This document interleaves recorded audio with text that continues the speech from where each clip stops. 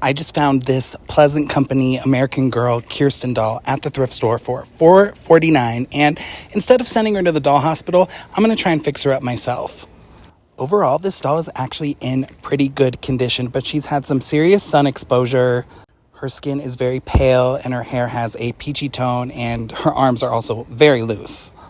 This doll also came with a zip tie, so I think she's like late 90s, early 2000s. This is definitely one of the worst decisions American Girl has ever done with their product. I have never worked on a doll with a zip tie, so we're just going to go for it and cut it off. And then I'm going to take out all of the doll's stuffing.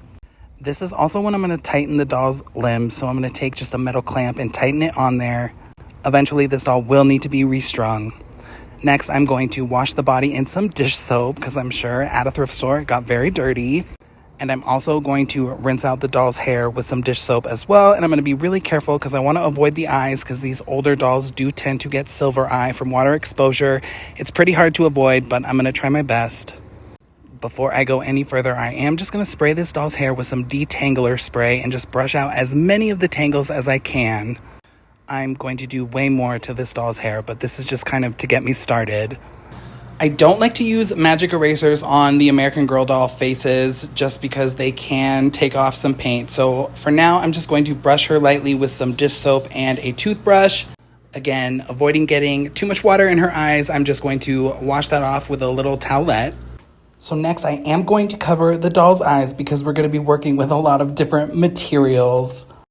And the first thing I'm going to do is I'm going to brush through the doll's hair after I've used some hair conditioner. A lot of people like to use fabric softener, but I prefer hair conditioner.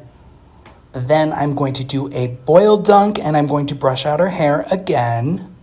And after that's finished, I'm going to rinse the doll's hair one last time. Just make sure I get all of that hair conditioner out of her hair. After that, I'm going to take a second to take a magic eraser and I'm going to clean off the doll's arms and legs.